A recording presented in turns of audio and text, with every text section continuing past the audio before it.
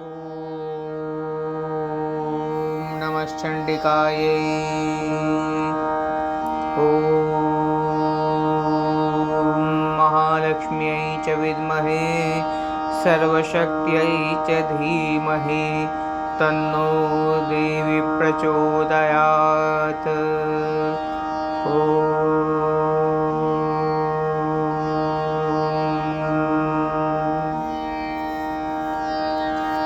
भगवती गीता के वर्णन में ब्रह्म योग का उपदेश, पांच भौतिक देह, गर्भस्थ जीव का स्वरूप तथा गर्भ में की गई जीव की प्रतिज्ञा, माया से आबद्ध जीव का गर्भ से बाहर आने पर अपने वास्तविक स्वरूप को भूल जाना, विषय भोगों की दुख मूलता तथा देवी भक्ति की महिमा।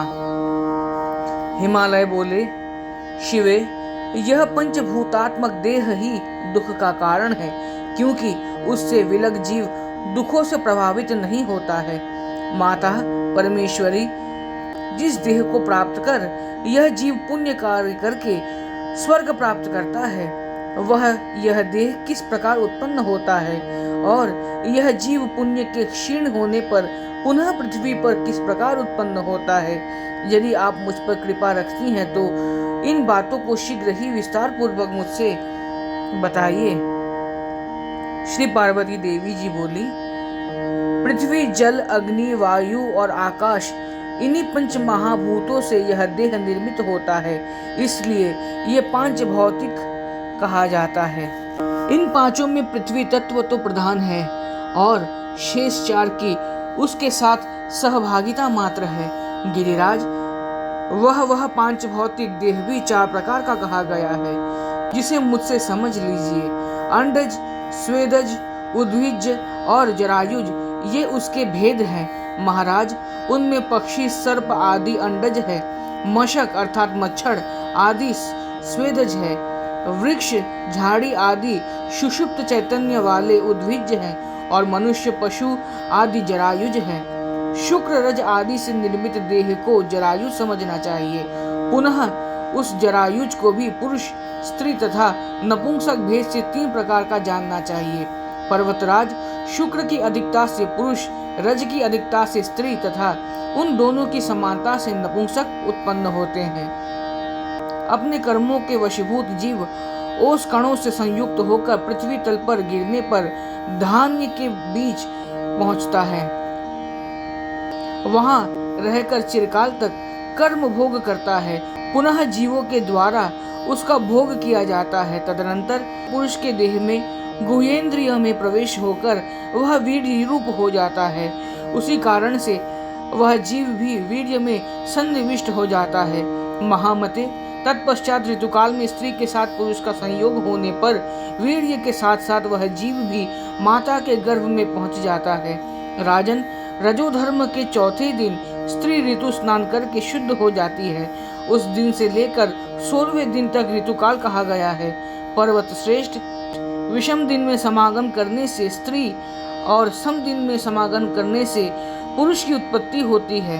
पिताजी, ऋतु स्नान की हुई कामार्थ स्त्री जिसके मुख का दर्शन करती है, उसी की मुखाकृति के समान संतान को जन्म देती है। अतः स्त्री को उस समय अपने पति का मुख देखना चाहिए। महामते, यह वीर्य स्त्री के योनि स्थित रज से मिलकर एक दिन में कलल अर्थात अवस्था विशेष बन जाता है। वही कलल अत्यंत सूक्ष्म झिल्ली से पूर्णतया आवृत होकर 5 दिनों में बुलबुले के आकार का हो जाता है। अत्यंत सूक्ष्म आकार की जो चमड़ी की झिल्ली होती है, उसे जरायु कहते हैं, क्योंकि उसमें वीर्य तथा रज का योग होता है और उसी से गर्भ उत्पन्न होता है, इसीलिए उसे जरायुज कहते हैं। तत्पश्चात 7 रातों में वह मांस पेशियों से युक्त हो जाता है और फिर एक पक्ष में वह जो पेशी होती है उसमें रक्त प्रवाह होने लगता है।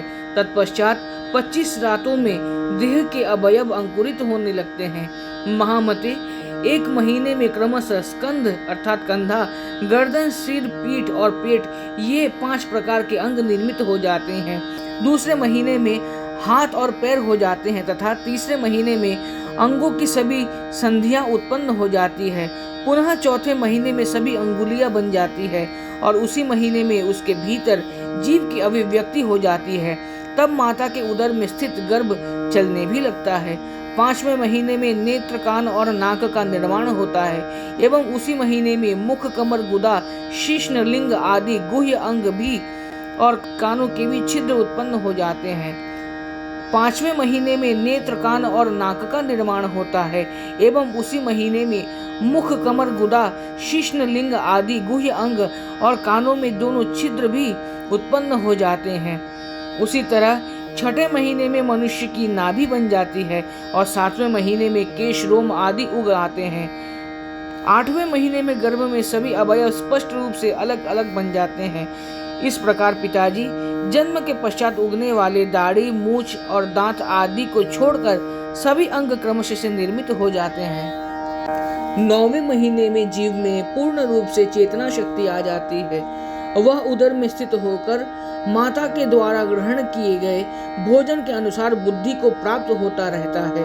वहां पर अपने जन्मांतर के कर्मों के अनुसार घोर यातना प्राप्त करके वह जीव खिन्न हो उठता है और पूर्व जन्म में अपने शरीर से किए गए कर्मों को याद कर अत्यंत दुखी हो जाता है।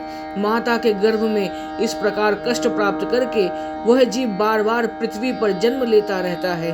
गर्भावस्था में वह जीव मन में यह सब सोचकर स्वयं यह बात करता है, मैंने अन्याय पूर्वक धन कमाया और उससे अपने कुटुंब का भरण पोषण किया, किंतु दुर्गति का नाश करने वाली भगवती दुर्गा की आराधना नहीं की।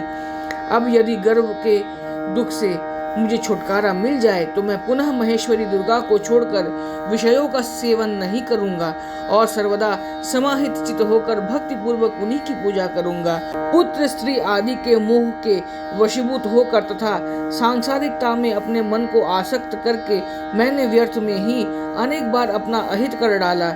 इस समय उसी के परिणाम स्वरूप मैं ये असहनीय गर्भ दुख को भोग रहा हूँ।